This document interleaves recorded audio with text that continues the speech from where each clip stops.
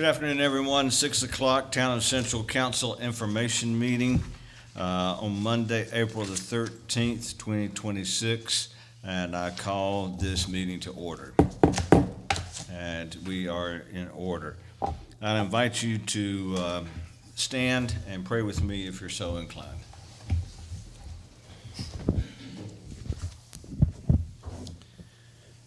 God, we give you thanks for this day. We give you thanks for the goodness of the people that we work with and live with. We give you thanks for this town and for all those that work for its good. We pray that tonight, as we make decisions and as we think and as we plan, that we would be people who would consider and be people who would try to do the best that we can.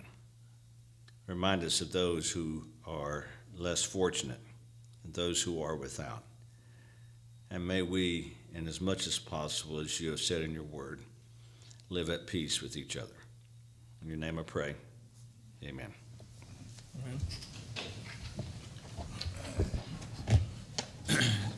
Because of Easter and spring break last week, we did not have our information meeting, so we're having council information meeting tonight. Following this meeting, and as close to 6:45 is published, we will begin our regular council meeting. And at that time, we will have our Pledge of Allegiance and Pledge of Civility. So that's why they're not on the agenda for tonight. First thing is review of minutes. Of both council information meeting and retreat minutes, and then regular council meeting minutes of March the 9th, March the 2nd, and of March the 9th. And are there any additions or corrections that you want to make known at this time to those minutes? I have none, Mayor. Okay. Some have already been given to the clerk. If you do, you'll need to get them to her as soon as this meeting's over with so that they can be approved in our next meeting. Agenda item number 2 is a proposed resolution concerning the Green Crescent Trail and concerning the Friends of the Green Crescent Trail, which is the committee that meets and helps set vision for the Green Crescent Trail. Mr. Doug Berry, who is one of our council members and is also over the area of tourism and economic development, has expressed interest in working with the Green Crescent Trail in a more significant way. And we talked with the Green Crescent Trail, and so we have a resolution. And in the resolution, I'll just read it so that we can hear it, and then we can talk about this. Whereas the Green Crescent is a regional initiative to develop a connected network of walking and biking infrastructure across Clemson, Central, and Pendleton. And whereas the town of Central is a key partner in planning, funding, and implementing segments of this network. Whereas coordination and communication between the town of Central and the Friends of the Green Crescent Trail, which is a 501c3 nonprofit organization, are important to the successful development of the trail system. Now therefore be it resolved that the town of Central Council hereby appoints Doug Berry, serve as ex officio liaison to the board of directors of the Friends of the Green Crescent Trail. Be it further resolved that this liaison role is intended to facilitate communication, coordination, and alignment between the town of Central and the Friends of the Green Crescent Trail, and does not confer voting authority within the Friends of the Green Crescent Trail Board. And be it further resolved that this appointment shall be for a 1-year term and may be renewed at the discretion of the town of Central Council.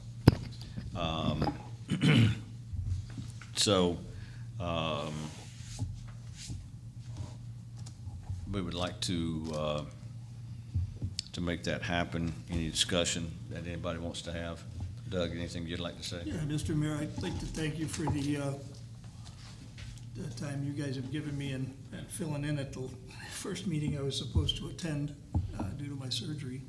I don't know how many remember, but I was on the initial board for the Friends of the Green Crescent Trail when it started 10 years ago. So I felt when Chad Carson asked me if I would want to get in and join them again, I jumped at the opportunity because it is so vital for the community and the connection of the communities to get us all together, walkability, bikeability, getting people around. Sure. And it makes good sense with your being with tourism and economic development, so. Yeah. I appreciate the opportunity. Any other? I'd like to say, these type of appointments to whether it's Friends of the Green Crescent Trail, the Clemson Area Chamber of Commerce, or any other type of steering committees or groups are vital for the success of the town in general. Yep, thank you. Well, we have to be team players, and this is one of the ways that we can do that is by participating with other groups. And our presence is needed for that, so. All right, if there's no other discussion about that, it'll be on the agenda for our regular council meeting, and at that time, we will entertain it as a motion. Item number 3 on the agenda is CAT bus agreement. Mr. Mishu, you want to talk to us about that? Yeah, this is the CAT bus agreement that we vote on every year. It's $26,000 every 6 months this time, so it's a little bit more than it was last year, but it's right around the same. So this will be on the agenda after this meeting. Yep. Any questions or comments or anything that you want to discuss about this? Do you have any numbers on ridership, up, down, flat? Do what? Excuse me? Any numbers on ridership, whether it's the same and getting more? I mean, is it still getting the same Yeah, use as it has in the past? yeah, we're getting about the same. Okay. It kind of flatlined about 2 years ago. Mhm. You know, it haven't really improved that much, but, you know, it depends on what time of day you see the bus. Right? Mhm. You know, 8 o'clock in the morning, university kids, you know, they're hanging off of that. Yeah, Packed. same in the afternoon. Yeah. And then there's sometimes it's an empty bus. It just depends on what time. You know, do what? Yeah. If I may touch on that, since I work night shift, 6 p.m. to 6 a.m., speaking of the CAT bus, those buses come in at all hours of the night, and there's typically 2, 3, 4 students coming off, going into the University Village or the Reserve. So I see those buses come in at all times of nights, and students are coming back, and I always wonder, why were they at school so late? But that's not for me to worry about, but I know that it gets used throughout the night. Okay, thank you. A couple of things I think for us to remember is that it probably is primarily used by students, but not exclusively. There are a number of people in our town who can't drive or only have one car and someone else has to use it. And it does take them to Walmart, it does take them to other places, and they can connect and go to Seneca and Greenville through the right connection. So it is helping those that don't have that capability. It helps with parking if people take the bus rather than everybody driving or one person driving one car to places. And at night, when I see a bus and it's got 5 or 6 students on it and they're coming from town or somewhere, I'm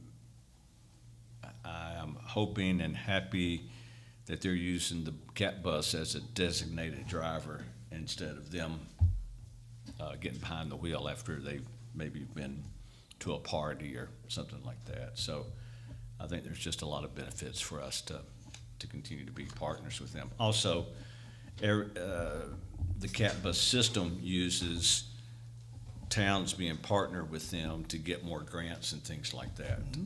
So that's helpful. Thank you. Okay, the contract is in your packet, and you've had time to look at that, and others that have downloaded the material. And it begins July 26 through June 2027. Any more discussion on that you want to talk about?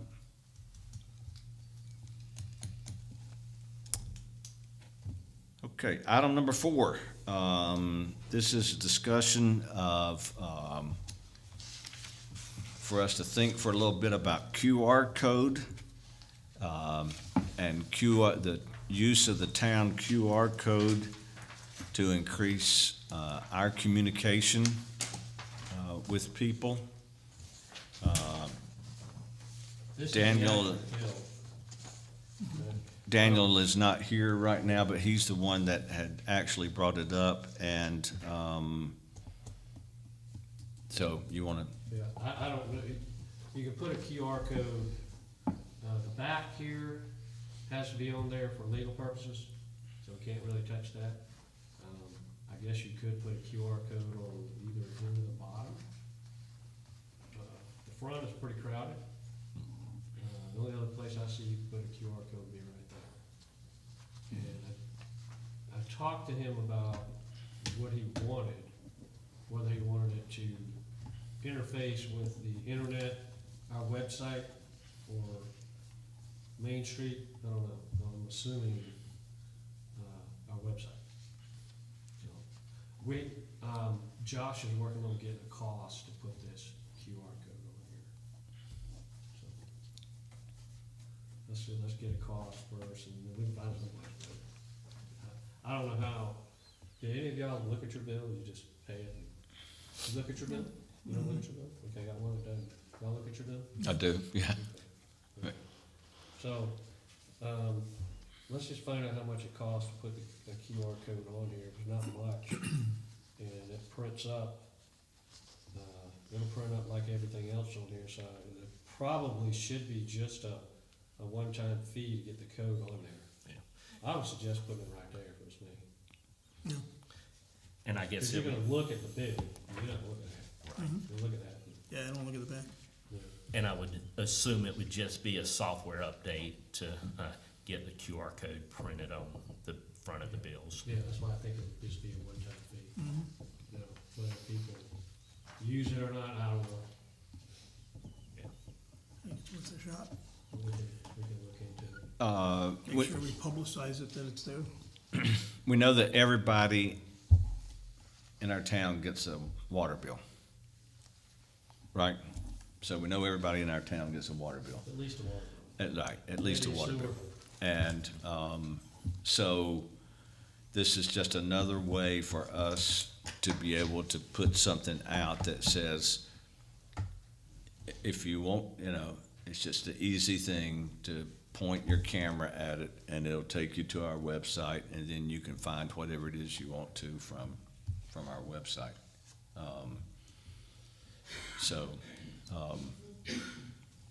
And I think we were gonna, is a newsletter on our website?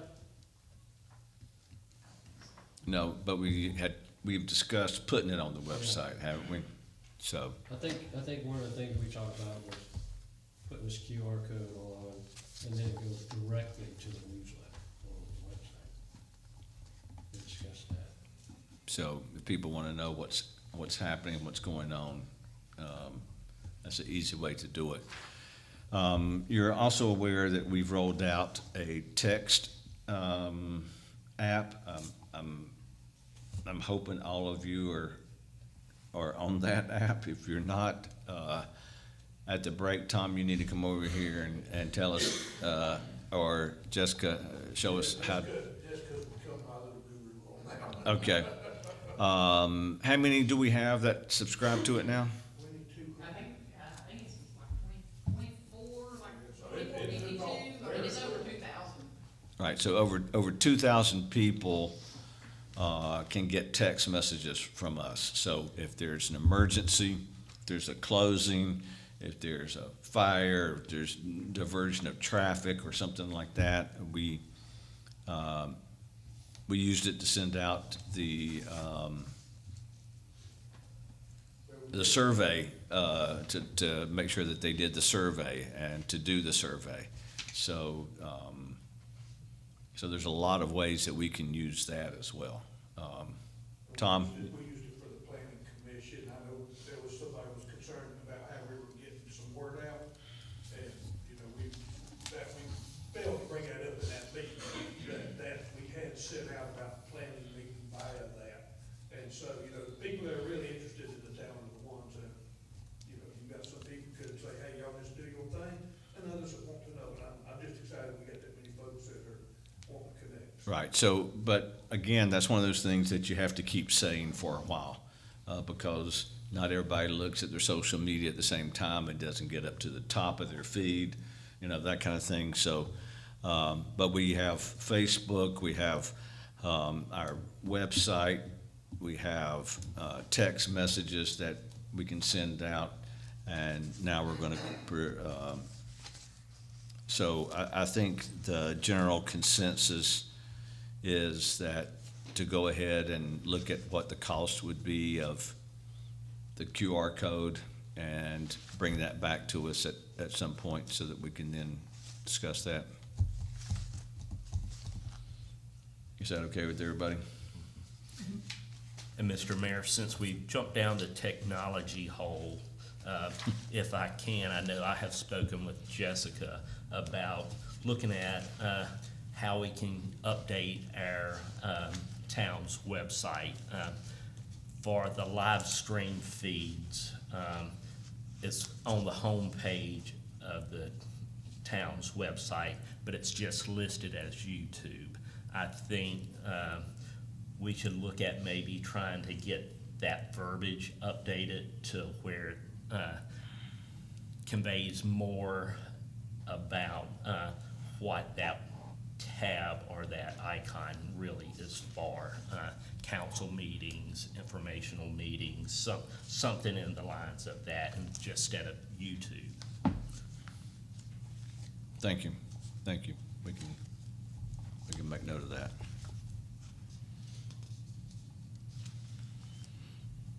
Anything else on the QR code?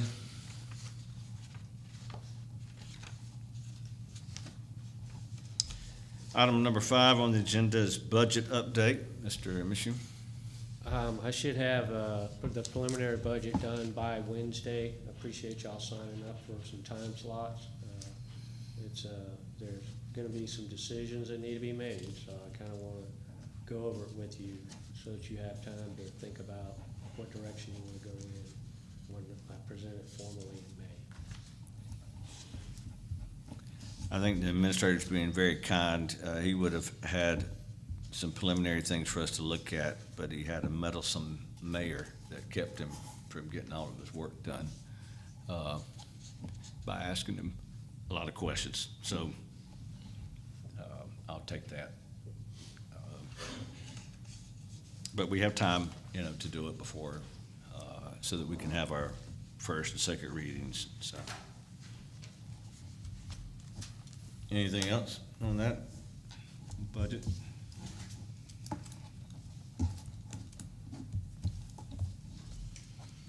Okay, petitions for annexation. We have one petition that is from 126 Meridian Avenue in Central. If you don't know where that is, if you're going down 18 Mile Road, before you get to the church that's on the right, it's that road. And there's a house in the front, and there's a house behind it, and then they had another lot, and they built a house behind there. And I drove out there to look at it and had a conversation, and It's a situation where a family wanted to downsize, so they built a smaller house and then sold their house to one of their children, that kind of thing. And they're sort of a donut hole. The lots around them are in the town, but that lot is not in the town. And the lots around them are neighborhood commercial. And so they've asked to be brought in as neighborhood commercial as well. Any questions or any discussion you want to have on that? No problem. Again, as I said, I talked with them and they were, once they got the house built, they said they wanted it to be in the town and that they love living here. The third generation's living here, and so I thank them for that greatly. So the other is the Sims School Road. This is the parcel of land and the very smaller parcel of land that was sold by Southern Wesleyan University. And if you remember last month, we didn't go through all that correctly, and it needs to be rezoned from university zoning. And the owner has asked for it to be RM8 duplex, and that he's had a discussion with Southern Wesleyan that they may want to use that as some student housing at some point, but my understanding is that it would, I'm looking at Mr. Reiki because he's sitting back there, but it might allow for 2 duplexes on that property, something like that. It's not a very big piece of land, but I'm talking a lot here, but I'm just trying to refresh. Everybody remember this, and that we had talked about we wanted everything to come in as the highest and then go through the process, and we're going to do that in something similar to that in the UDO. But we told the gentleman last month that we would come back this month. And I will also say that plot of land sits right beside a floodplain, so there's not a lot that they can do with that parcel. And Mr. Reiki and myself, we have had some conversations in regards to that parcel, and so I feel moving forward that the RM8 would be a good designation for that parcel. Yeah, I agree with you on that, so. Any other discussion or questions about that portion?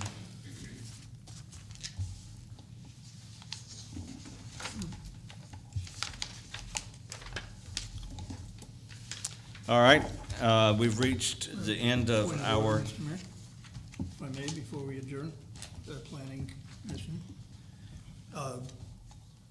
Agenda items for the upcoming meeting. How would you like that addressed? all right, There's an item on there I'd like to see tabled. Would you rather wait till the meeting to, for it to be tabled, or would you like to address it during the planning session? well, it's not on our agenda, so it would have to be when the agenda item comes up. Okay. I'll get it then. All right. Thank you. All right, that's the end of our agenda. Thank you so much for doing that. And with that, I will say that we are adjourned, and we will reconvene at 6:45. Thanks, everybody. Yeehaw.